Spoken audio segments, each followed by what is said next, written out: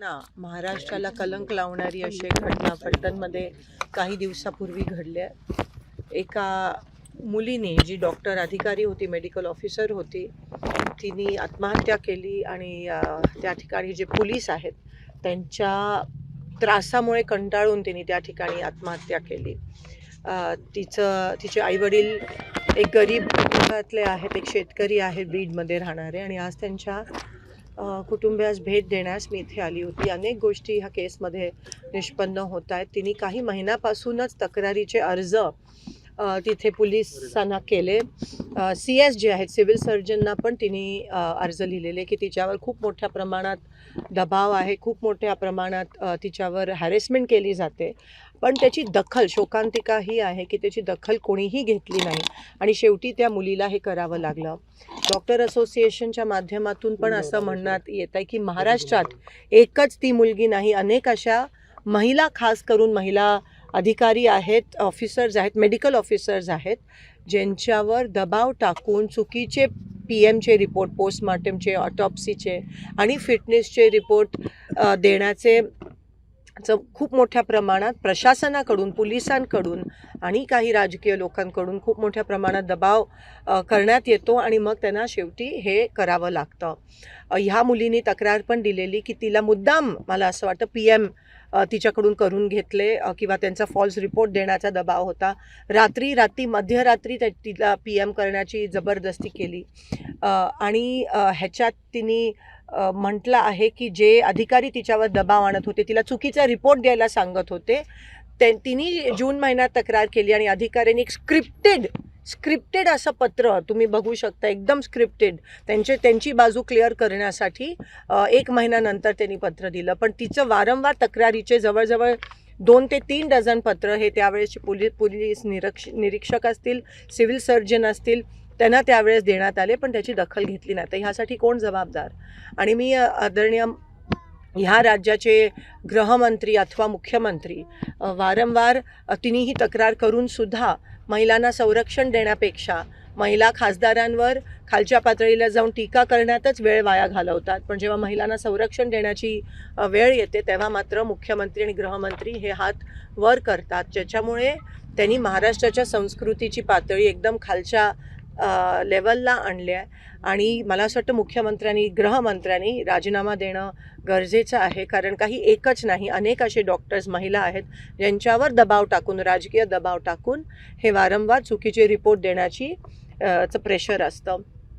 त्यासोबत इथे काही BJPचे आजी माजी खासदार असतील, त्यांचा पण उल्लेख आहे. तर मी तिथे पण विनंती करते सगळ्यांच्या वतीने, खास करून फॅमिलीच्या वतीने, की तिथे पण सखोल चौकशी झाली पाहिजे. CDRच नाही, कारण का राजकीय नेते तर PAना सारखे फोन करत असतात, पण CDRच नाही, लोकेशन घेऊन, कारण का असं नाही हो की एकाची चूक लपवण्यासाठी किंवा पुरावे दाबून टाकण्यासाठी दुसरं काहीतरी वळण ह्या केसला येऊ, दुसऱ्याची बळी जाईल. आणि म्हणून सगळ्यांची सखोल चौकशी झाली पाहिजे. PAचे लोकेशन आणि CDRs चेक केले पाहिजेत. आणि ह्याच्या मागे जे तुम्हाला दिसतंय तसं तेवढं नाही आहे, पण ह्या केसला खूप प्रचंड मोठे प्रमाणात अँगल आहे, धागेदोरे खूप आहेत आणि ते सगळे तपासले पाहिजे. त्यासाठी SIT नेमणं गरजेचं आहे. एका महिला वरिष्ठ अधिकारी खाली ही SIT झाली पाहिजे. ह्याच्यात जेवढे इन्व्हॉल्व आहेत, हे 2-3 नाही आहेत, अजून आहेत, त्यांना सगळ्यांना अरेस्ट झाला पाहिजे, फाशी मिळालीच पाहिजे अशी मागणी ह्या कुटुंबाची आहे. आणि ह्या 2-3 प्रमुख मागण्या आहेत आणि डिटेलमध्ये चौकशी झाली पाहिजे. कोणाला तरी वाचवण्यासाठी दुसऱ्यांची बळी नका घेऊ, असं पण दिसून येतं, कारण का हे सरकार कोणातरी वाचवण्यासाठी कोणत्याही स्तरावर जाण्याची शक्यता आहे आणि जाऊ शकतं. आणि म्हणून हे काही न होऊन देता एक ट्रान्सपेरंट, पारदर्शक चौकशी SIT नेमली पाहिजे, चौकशी झाली पाहिजे आणि जे दोषी आहेत त्यांना ताबडतोब अरेस्ट केलं पाहिजे आणि कॅपिटल पनिशमेंट त्यांना झाली की म्हणून आपण SITची मागणी करतोय, कारण का जे दोषी आहेत तेच तपास करतात आणि ह्याच्यावरून आढळतंय ते बरेच पुरावे दाबण्याची शक्यता आहे आणि जे आपल्याला दिसतंय, कारण का PM रिपोर्ट अजून मिळाला नाही आहे, जे खरं दोषी आहेत त्यांना अरेस्ट झालं नाही आहे, CDRs चेक केले गेले नाही आहेत, ते गेल्यावर त्यांना कळलं की हातावर तिने ते लिहिलेलं नाही, तर ते पुसून टाकण्याची पण शक्यता होती. तिची जी सुसाईड नोट होती ती मीडियामुळे खरं तर ती बाहेर आली. तर अनेक अजून खूप पुरावे असतील, पण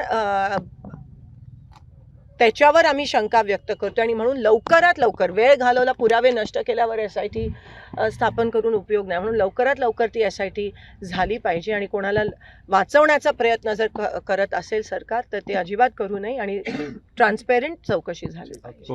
PM झालं, PM रिपोर्ट अजून ह्या कुटुंबाच्या हातात आला नाही आहे, फोरेन्सिक रिपोर्ट आला नाही आहे. आणि जेव्हा हे कुटुंब तिथे पोचलं तेव्हा ह्या नावाचे अधिकारी, म्हणजे हे जे अधिकारी आहे ज्यांचं तुम्ही नाव, ते तिथे नव्हतेच. आणि आता पण वारंवार एक उद्धट उत्तरं अशी देत आहेत ते प्रेससमोर. तर त्यांना पण त्या ठिकाणी त्यांच्यावर पण सखोल चौकशी झाली पाहिजे, ही त्यांची मागणी आहे. आणि ते नाव घेऊन सांगतायत, पण कुठेतरी काहीतरी पुरावे लपवण्याचा प्रयत्न होत आहे का, ही शंका मनात येते. यात अधिकाऱ्यांचा नार्को टेस्ट झाला पाहिजे, यात अधिकाऱ्यांचा नार्को झाला पाहिजे. जर आता जेव्हा SIT नेमली जाईल तेव्हा मग ती सगळी प्रक्रिया त्याच्यामध्ये होईलच, पण ते डेप्थमध्ये जाऊन ती झाली पाहिजे, वर फक्त दाखवण्यासाठी नाही. आणि जसं मी म्हणते, गृहमंत्र्याची पूर्णपणे जबाबदारी आहे. महिलांना संरक्षण देण्याच्या ऐवजी भलत्याच काहीतरी गोष्टी त्या ठिकाणी करत बसतात. आणि ही वेळ कोणावर अजून येऊ नये, कारण का डॉक्टर असोसिएशन MARDच्या माध्यमातून पण हे बोलणं जातं की अनेक महिला डॉक्टर अधिकारी जे आहेत त्यांच्यावर हा दबाव बऱ्याच हॉस्पिटलमध्ये केला जातो, जेव्हा जिथे त्यांना PM आणि फिटनेसचे चुकीचे रिपोर्ट द्यायला सांगतात. आणि हे थांबलं पाहिजे, नाहीतर ह्या पुरोगामी महाराष्ट्राला कलंक हे सरकार जबाबदार आहे, पोचवत आहे. आणि जी महाराष्ट्राची संस्कृती आहे महिलांना संरक्षण देण्याची, ती त्याच्याकडे गांभीर्याने लक्ष देत नाही. आपण जर पाहिलं तर घटना घडून 3 दिवस झाले आणि ज्या प्रशासनावर